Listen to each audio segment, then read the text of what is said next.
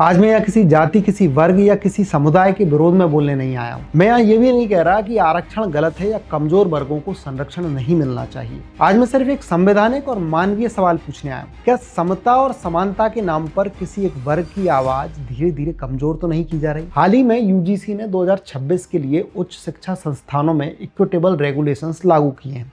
नाम बहुत सुंदर है, समता, समावेशन और समान अवसर। कागज पर उद्देश्य भी बहुत अच्छा है। कोई भी ये नहीं चाहेगा कि किसी छात्र या शिक्षक या कर्मचारी के साथ भेदभाव हो। इन नियमों के अनुसार एससी, एसटी, ओबीसी, ईडब्ल्यूएस, दिव्यांग, महिलाएं और तृतीय लिंग समुदाय के लिए विशेष संरक्षण की व्यवस्था की गई है। हर संस्थान में इक्वल अपॉर्चुनिटी सेंटर बनेगा, इक्विटी कमेटी होगी और हेल्पलाइन होगी, निगरानी तंत्र होगा। ये सब सुनने में बहुत सकारात्मक लगता है और इसमें कोई बुराई भी नहीं है। लेकिन जब हम पूरे नियम को ध्यान से पढ़ते हैं तो एक चीज बहुत साफ दिखती है। पूरे दस्तावेज में सामान्य वर्ग शब्द कहीं भी स्पष्ट रूप से मौजूद नहीं है। अब यहाँ कोई कह सकता है कि सामान्य वर्ग को तो पहले से ही बहुत सारे अवसर मिले हुए हैं, उसे अतिरिक्त सुरक्षा की जरूरत क्यों है?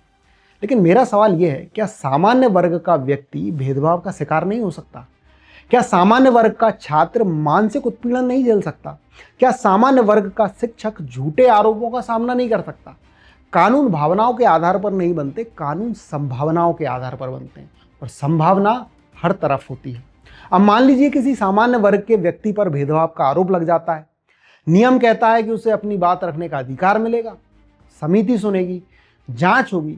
कागज पर यह बिल्कुल सही है, लेकिन व्यवहार में क्या होता है? शिकायत होते ही माहौल बदल जाता है। आरोपी को पहले ही दोषी मान लिया जाता है। उसकी सामाजिक छवि, उसका आत्मविश्वास, उसका करियर, सब कुछ एक झटके में सवालों के घेरे में आ जाता है। यहाँ सबसे बड़ी समस्या यह है कि भेदभाव की परिभाषा बहुत व्यापक और अस्पष्ट है। अनुभूति, गरिमा के प्रतिकूल व्यवहार, अंतरहीन भेदभाव जैसे शब्द लिखे गए हैं। अब सोचिए, अगर किसी को कुछ महसूस हो जाए, अगर किसी बात को गलत समझ लिया जाए, अगर किसी शब्द का अर्थ बदल दिया जाए, तो क्या हर बार ये साबित करना आसान होगा कि कोई भेदभाव नहीं हुआ? और इससे भी बड़ा सवाल, झूठी या दुर्भावनापूर्ण शिकायत से सुरक्षा कहाँ है? पूरे नियम में कहीं भी स्पष्ट नहीं किया गया है कि अगर कोई शिकायत जानबूझकर गलत हो तो उस पर क्या कार्रवाई होगी। शिकायत करना आसान है, लेकिन खुद को निर्दोष साबित करना बहुत कठिन।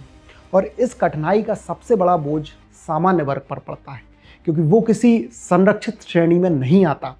एक और गंभीर बात है पुलिस रेफरल। नियम कहता है कि अगर समिति को प्रथम दृष्टया अपराध दिखाई देता है तो मामला पुलिस को भेजा जा सकता है। अब सवाल यह है कि प्रथम दृष्टया तय कौन करेगा? एक समिति जो ना तो अदालत है और ना ही न्यायिक संस्था। क्या एक शैक्षणिक बहस, एक कठोर सवाल या एक गलत व्याख्या किसी को पुलिस तक पहुंचा सकती है? अगर ऐसा डर रहेगा तो क्या शिक्षक खुलकर पढ़ा पाएंगे? क्या छात्र खुलकर सवाल पूछ पाएंगे? ये पूरा नियम इक्वलिटी यानी समानता से ज्यादा इक्विटी यानी विशेष संरक्षण पर आधारित है। इक्विटी अपने आप में गलत नहीं है, लेकिन जब सजा, बदनामी और नुकसान सभी के लिए समान होते हैं तो सुरक्षा भी संतुलित होनी चाहिए। न्याय का मतलब ये नहीं है कि एक की बात तुरंत मान ली जाए और दूसरे को बाद में सफाई का मौका भी ना मिले। न्याय का मतलब है कि दोनों की बात बराबरी से सुनी जाए। इस नियम का व्यवहारिक असर सामान्य वर्ग को सबसे ज्यादा असुरक्षित बना सकता है। हम समता के खिलाफ नहीं है, हम सिर्फ संतुलन की बात कर रहे हैं। शिक्षा का माहौल डर से नहीं, संवाद से बनना चाहिए। कानून संवेदनशील हो लेकिन निष्पक्ष भी हो। अगर हम सच में एक न्यायपूर्ण और मजबूत शिक्षा व्यवस्था चाहते हैं तो हमें सुनिश्चित करना होगा कि हर व्यक्ति, चाहे वह किसी भी वर्ग से हो, उसे अपनी बात रखने का पूरा और सुरक्षित अधिकार मिले। इस बारे में आपका क्या विचार है? कमेंट करके जरूर बताइए। और अगर आपको हमारा वीडियो अच्छा लगा तो चैनल को सब्सक्राइब करिए, लाइक करिए और शेयर करिए। धन्यवाद।